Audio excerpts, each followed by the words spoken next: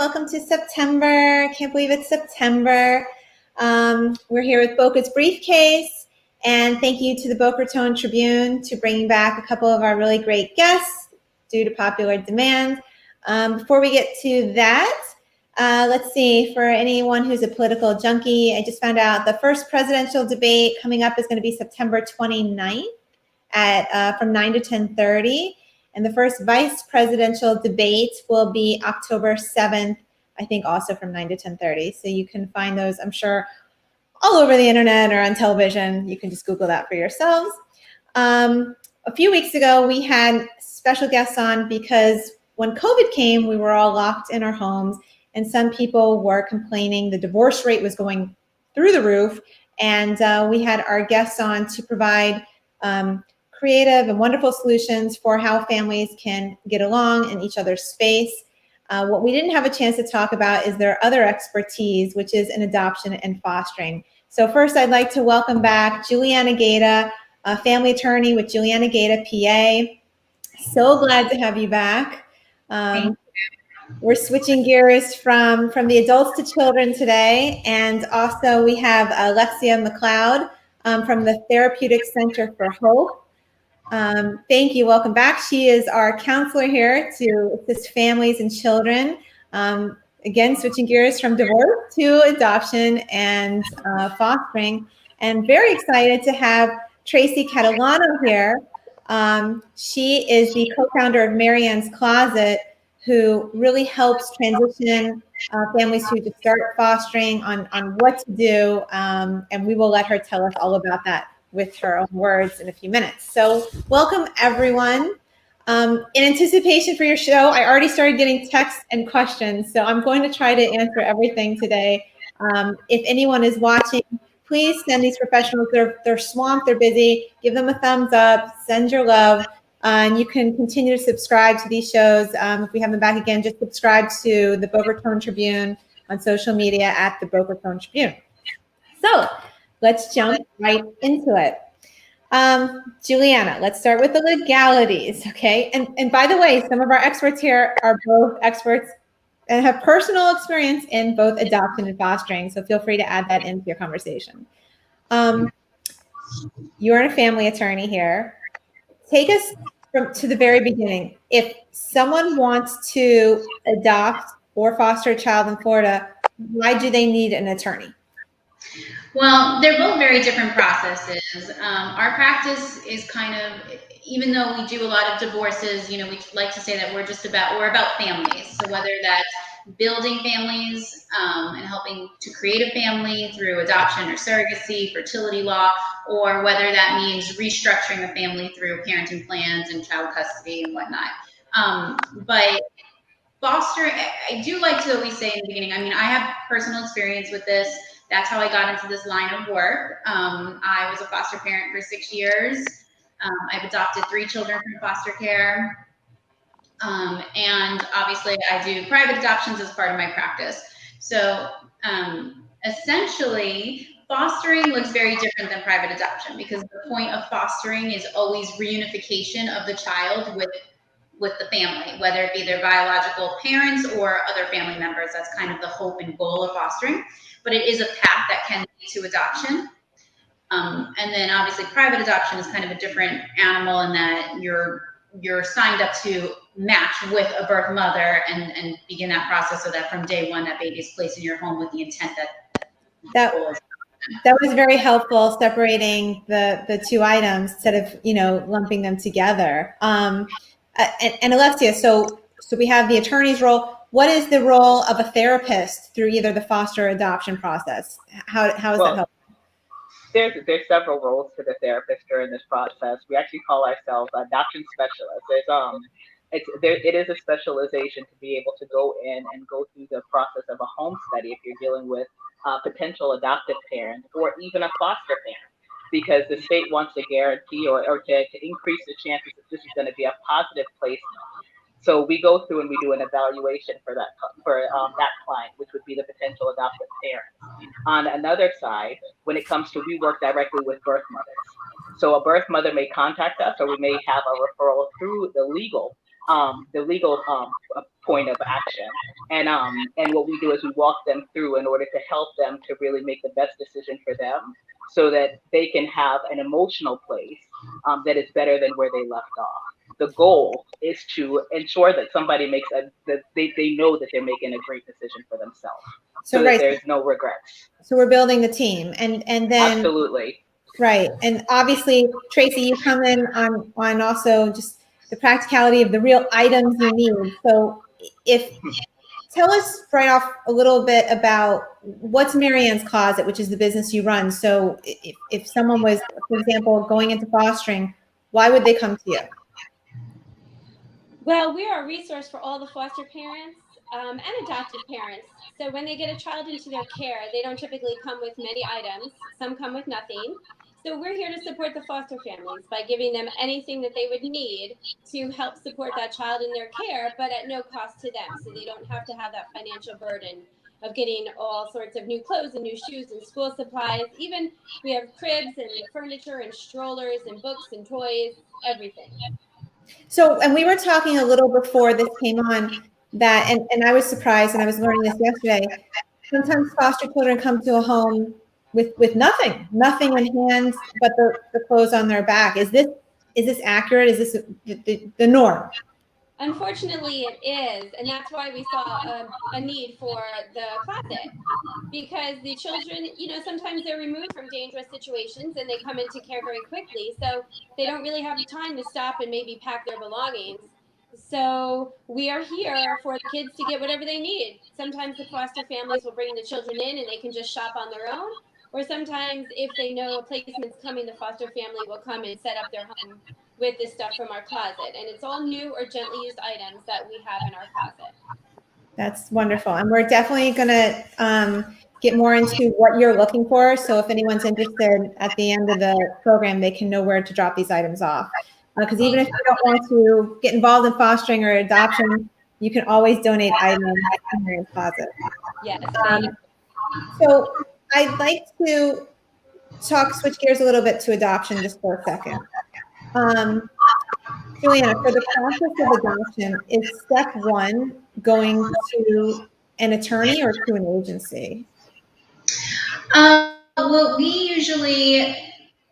step one usually is actually having a positive home study. So usually when someone first contacts me and they're just thinking about adoption and they're beginning their kind of research on it, I usually will refer them to somebody like Alexia, to, unless I want to keep her to counsel my birth mom in that situation, because she can't do both, but for one family. But that would be the first step, to obtain a positive home study. And there's a lot involved with that. Alexia will be able to speak more, but it does take a little bit of time to obtain.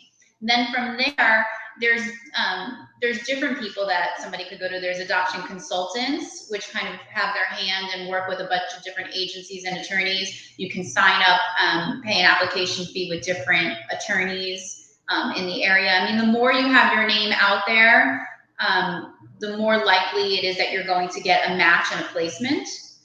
What I tell people to look out for is you don't necessarily want to sign up with one agency that charges a lot up front, because then if you hear about a match through other means, or if there's an attorney that might have a match for you, you're kind of locked in financially to one agency. So that's kind of what I think you have more of a chance of matching and making a placement if you have your name all over the place and kind of are able to just pay a low application fee. Well, let's talk about the finances for a second. That was one of the questions I received was, if you are looking to adopt, and let's start with a baby that's unborn, are you required to pay the mother's fees, or is there an exact amount here? I mean, I'm not even sure the question to properly ask, because it's like, what are you paying to the mother that's carrying your future child?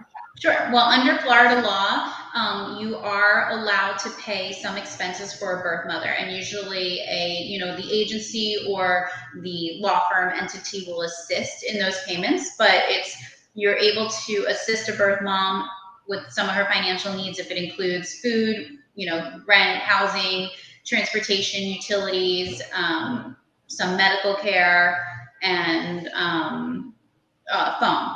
Are you required to? There's no requirement and there's no entitlement to those things. But typically, when a birth mom is making an adoption plan, the reason she's doing so is because she doesn't have the financial resources to necessarily care for the child afterwards. So she is going to need some of that assistance. And the goal, at the end, of course, is a placement and a healthy baby and healthy mom, birth Right. mom. So, I kind of try to say to people, I understand a lot of people fall on the spectrum of how they think adoption should be subsidized or whatever. But the idea is, these are costs you would incur if you were pregnant or bringing a child into a home. And we want to make sure that birth mom is taken care of, that she's not on the streets, that she has a working phone for safety purposes. So if there's a reason that she's underemployed because of her pregnancy, and right now, even with COVID, we're finding, it's hard for our birth moms to even have employment, and we don't want to risk them getting COVID. So there is a lot of underemployment because of that. And we do encourage, we kind of set a budget with birth moms so that there is an expectation of, what the cost is going to be for that adoption before we were to match with a certain family. So that's with birth moms. And Alexia, I know you can speak also to what's the initial process to start if you want to foster a child or even adopt a child that's already been birthed, let's say. Well, no matter what stages that you go through, if you're fostering or adopting, one of your first course of action should be your home study. Because in order to be considered, you have to have that study done, which is going to be presented to the judge and really let them know who you are and how amazing you are and ready to take care of this brand new baby or child, because there's some that adopt older children or foster. Usually in the case of fostering, it's older children. So that's. Do you have to be a couple? Does it have to be two people? Okay. Absolutely not. Absolutely not. So, many people feel, okay, that either their age or, that, they're single or not single, however they are, even in the case of gay relationships or homosexual relationships, that they feel as though it's going to be more difficult. Now, I'm not going to say that there's never challenges in anything, even with health issues, but these adoptions or fostering can be done. Absolutely. Okay. And Tracy, I'll come back to you. I feel like we're getting everyone here. Having that one-on-one experience, well, tell us maybe from the beginning, why did you start fostering children? Tell us from your own experience for people that are maybe considering it out there. I started many years ago because I saw a show that was something similar to this, and it was talking about how the kids in foster care get free tuition to a state college, but a lot of them can't take advantage of that because they don't have anywhere to live during that time. So it's nice that they have college tuition, but there's no home for them to go to or to at least help them with other expenses that college is. So I started with that, but then I ended up with small children now, and so it's a roller coaster. You never know where you're going to start or end up. So it's a great experience, though. Well, thank you. And so why did you start Marianne's Closet, to follow up with that? Oh, so I started because when I took in a 5-month-old baby, he didn't come with anything. He didn't have anything except the little outfit he was wearing. Not a bottle, not formula, not a car seat, no clothes, no toys, no diapers. And so those first couple of days, I ended up spending about $600. And not every foster family has the resources to go out and spend that kind of money just to provide for this child that isn't even yours. So the need was there. So it just took me a little while to get situated, and we just started collecting things in the garage, and then it went to a big storage unit, and now we have a 1,200 square foot warehouse. That's wonderful. And your website's www.mariannescloset.org. Yes. Right. So, and by the way, anyone listening to Tracy, I mean, if you're out there again, you happen to have extra items, you're not using your children, or use them, look up Marianne's Closet so you can make a drop off during this time. That'd be wonderful. So let's get back to our attorney and our therapist a little more. I got another question here. The question was age limit. Let's see, is there an age limit for the parents, including a combined age limit? So I think what the guest is asking is if you add both the ages, does that somehow, push people out from adopting? Really, I don't know if you want to. Do you want to speak to that, Juliana? Sure. Okay, go ahead, please. Well, I was going to probably say the same thing as you. So there is no specific age limit. You would have to be able to pass a home study, and Alexia can speak to what that requires. I feel like I'm going to give an attorney answer by saying it depends, but it depends. A court could deny a petition for adoption based on age. So there are certain things that you can't deny a petition for, race or, some of the protected classes, but age is a reason that could be denied. If a birth mother matched with a family that was older, I don't see why a court would deny that if there was a positive home study, but there could be some factors that would cause the court to deny a petition for adoption based on age, potentially. And I want to hear from Alexia too, but so far your answer is very encouraging. That means if someone's out there, they're right off the bat, they're not pushed out. They can still consider this. So that's good. Alexia. No, and within foster care a lot, especially with the opiate pandemic and everything else, there's a lot of grandparents that are raising their grandchildren nowadays. So it is, it's kind of becoming almost normalized for older people to be adopting within their families or even outside of their families at this point. So my mom's adopted a baby, so she'll kill me if I give away her age. But certainly if you have the resources and the desire to help, there's no age limit that would really prohibit you from doing that specifically. Thank you, Heather Gilbert. You guys have a thumbs up there from Heather. Here's the difficult question, as we see in the television and movies. Do birth mothers change their mind, and how would you assess that they're really committed to this process? I'm sure that's a great fear. It's a great fear and a very realistic fear, and that's why it's very important that when birth mothers do contact, it is not an easy thing for anyone to gift, and that's what I call it, gifting your baby, not giving, but gifting your baby.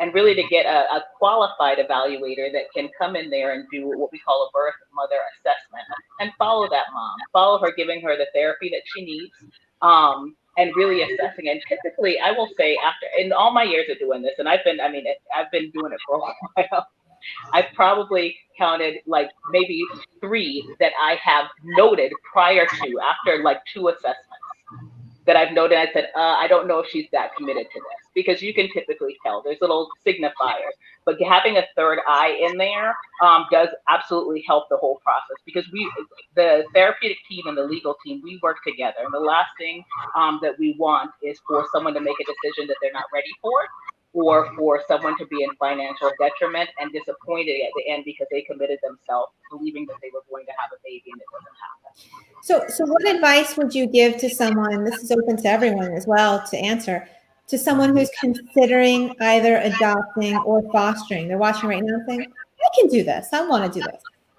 I would definitely tell them, you know what, call. Let's get a home study done. Your home study provider, a qualified home study provider, is going to evaluate as well and assess, and as well as really talk to you about what to expect during the adoption process. Just like when we're having biological babies, a lot of times we can say, oh, it's going to be, everything's going to be so smooth. What we do is we ask the hard questions as well too, and try to assist in preparing for the next steps. What about, for example, open adoption? How do you feel? How do you feel about meeting the birth mother? What does that mean? What does it mean? How are you going to express, will your child know that they're adopted today in today's age? Adoption is open. We encourage open adoptions most of the time, and for the simple reason is this is not something of shame. This is a celebration that you're expanding your family and that I can be a part of the journey. So, and it makes it easier in the long run to be able to identify after you've met the birth mother. Guess what? You've sat down with her. Now I know. Listen, she hated broccoli too. It's not a shameful thing. So, well, I'm going to try to switch gears here. So, because there's just so many elements with adoption and fostering. When you say they should call, you mean call you, like right away, and get a team together? Call. You know what? Call. get a home study done and call me right away. Call me right away. Home study, is that through you or is that through an agency? It would be, I do it. I'm sure that there's agencies as well that do some. The legal entity typically doesn't unless they have a home study provider in there. So that would be somebody like myself that does a home study. And the process of it is typically done. It starts in one day. You know, so one day we go there and we set up, and I always say block about an hour and a half to 2 hours because we're going to talk. The person that comes to your home is it's not a DCF assessment. We're not walking through and going to open up your fridge and stuff, but we want to see who you are. We want to be able to express to everyone and to the potential birth mother that's looking at your profile, who is this?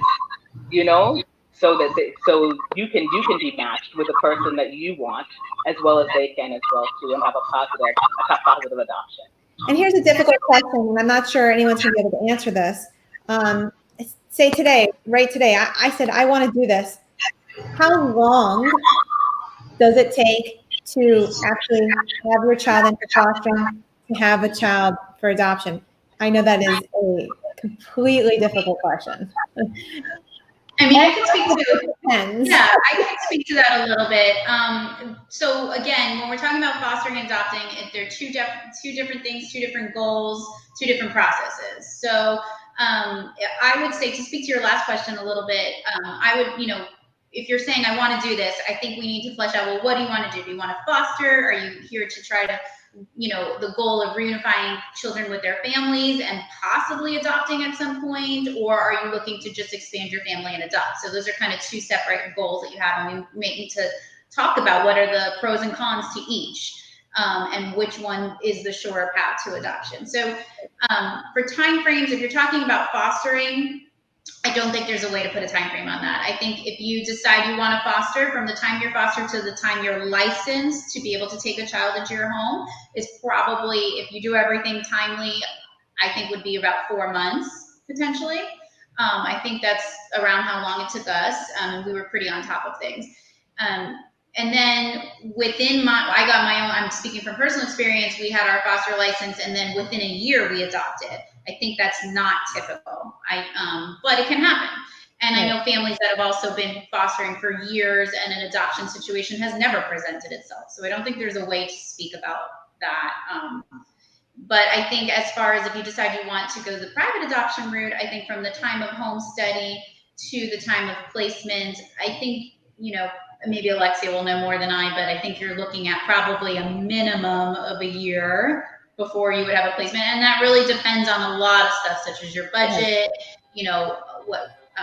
what health factors you're open to, what race you're open to in an adoptive baby, and different, what kind of open communication you expect with the birth parents, that type of thing. So all those factors will depend on how quickly you're able to be matched and placed with a baby. And here's another hard question. What could you tell people, and I would love to hear it from the legal perspective, the personal perspective, the mental health perspective. What would you tell people? Maybe you should think twice before going down this path, because legally, maybe you should evaluate this, or economically, you should evaluate this, or in terms of mental health, it's not just because you need more love. That's not what that's about, right? So what is your advice there that people really need to reevaluate in terms of any of those topics to anyone? I would say, how is this going to affect your life? How is your life going to change? So, everyone, babies are cute, but they grow up. So we have to be able to look at what exactly do we like. Even going back to Juliana's question just now, when adopting, it could be quick. I've had someone finish a home study and literally they were matched the next month. And then for some, depending on the more criteria, because remember, when you're adopting, you get to choose your baby. So depending on what criteria you have, there's all of these things that go into it as well. But as the professionals that are dealing with it, Juliana and myself, we want to ensure that, you're being realistic and you're being very open. And you understand that, what this is a forever parenting. You're creating your forever family. And how would you like to frame that? Right. And you need to be in a healthy place yourself. Absolutely. Yes. This is not that, but having a child is not going to feel, bless you. Having a child is not, it may fill the void of saying you have a baby, and that's something that you've desired, which is awesome, but it's not going to fill an empty void if you've had that for a long time. You have to make sure that mentally, mentally, physically, and these are all things that are assessed within the home study, mentally, physically, financially, that you've got it together. You do not have to be rich to adopt, Right. even in private adoption, but you do have to ensure that, you have a little added space in order to appropriately take care of a new bundle of children. And legally, is there any red flags? I mean, again, difficult question for an attorney, but I mean, past criminal records, just, I guess they're going to evaluate everything about you. So is that just saying, oh, you have a criminal record now, I guess I can't adopt? Or it's not like that. Everything gets evaluated one by one.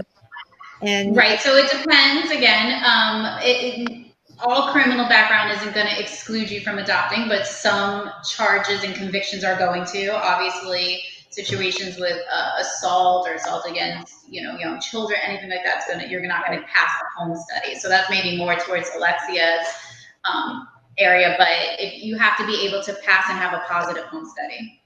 And I think she'll be able to talk to it more, but I think there are certain felonies and convictions that would preclude you from having a positive home study. I mean, overall, what I'm hearing from everyone, it's basically you bring on your team. It's a very encouraging process, and there's not necessarily like black and white rules. It's per person, per family.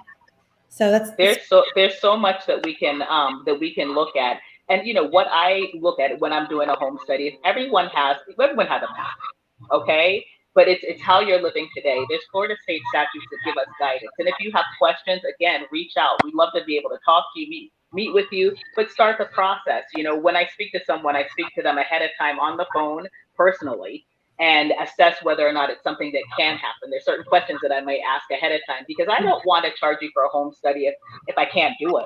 But typically they can be done. Right. And Alexia, you just got a message from Doug Rudman, who said you're the absolute best at what you do. So because I did his adoption. He's a great attorney right there in Boca. Oh yeah. So Doug was actually a guest on our show. He's probably one of the best criminal attorneys I've ever met. So that was a really great program with him and Stu. So I'd like to go around. I can't believe 30 minutes have already passed, and I would love everyone to give some final advice. But before that, I have another question. Can anyone address what is the need out there in terms of fostering? Is there a huge need in South Florida? Do we need more foster families? I'm assuming it's yes because everyone's nodding their head. Does anyone want to speak to that? What's happening out in our community?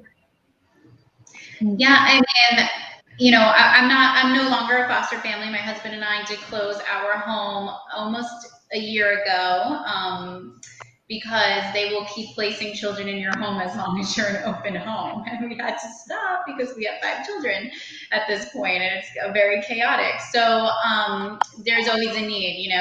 We always joke our last little guy kind of snuck into our family because they called me at Christmas time, and they basically told me I was the only open home for a Palm Beach child under the age of 5.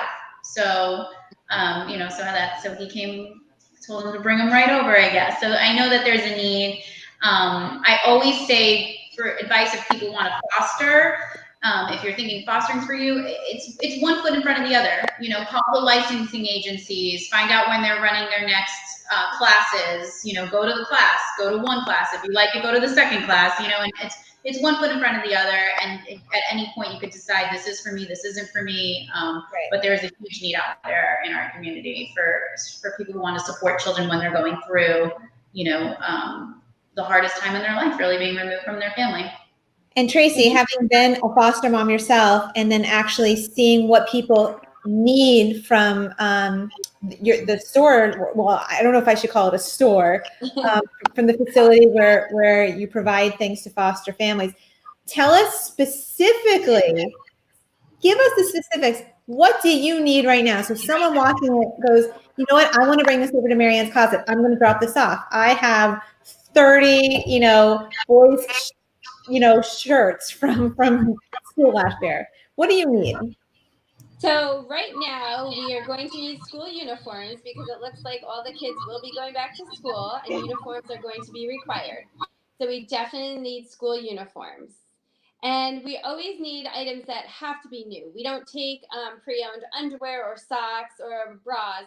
So all that has to be new. So if you can find it in your heart to donate some underwear and socks. New, just you're saying the undergarments. Yes. Yeah. Mm-hmm. So, okay, what else? What else besides school uniforms? Do you need toys? Do you need? No, we don't do a toy drive because at the holidays we realize that kids that come into care really need pajamas. So we ask for at the holidays to do a pajama drive. We had a very successful one. We had 375 pairs of pajamas donated last year, all new, and we would like to do the same this year. So going into the holidays, we will be promoting another pajama drive, but we can start anytime, drop off new pajamas anytime. And can you give me about an age range? Is this from small children to teenagers that you need clothing for? Yes, preemies, because a lot of the babies coming into care are prematurely born, so they're still in the hospital, and all the way straight through to young adults, 18 and even older. We do service some foster kids that have aged out of the system, and we still do provide items to them as well. And also, do you need any household items, anything else, or is it basically just things that the children need? Right now, we just concentrate on items that the children need. The household items, if somebody has some household items, please contact us and we kind of match up people that might need it at the time. And where are you located? How can people get these items to you for the children? Our address is 1461 Southwest 12th Avenue in Pompano Beach. We're basically at the intersection of Andrews Avenue and McNabb Road. And obviously the easiest way people can find you is they can go to www.maryannscloset.org and you can find all the information right there on how to contact her, and reach out to Tracy if you have any specific questions or you have items to donate. So definitely look through your closets. Everyone is home. So I know you guys can do that. And we have a lot of parents that watch the show. So please consider Marianne's Closet in your next donation. And as we circle around, and thank you again for being here and taking the time out. Juliana, Alexia, what is, you take out of your own briefcase, what would you like to share to the public for anyone who's considering this? Well, again, I think fostering is not for anyone faint of heart. That's always the first thing. So I think it's a really smart choice I think it's a wonderful thing to do. It's a major sacrifice to your family life and to your family. So I think really fleshing out why do you want to do this? What is this going to look like for your family? And kind of gathering all that information is really the first step. And I think Alexia will probably say the same, to kind of, know why your heart is in that. And then as far as adoption goes, if you're looking to build your family and to do that through private adoption, the first step again is also gathering information. We charge a very small consultation fee. We give out all the legal, information, what adoption entails. I provide my personal experience on adoption, just the years that I have behind me helping to build families together. So I think information gathering is the number one first step.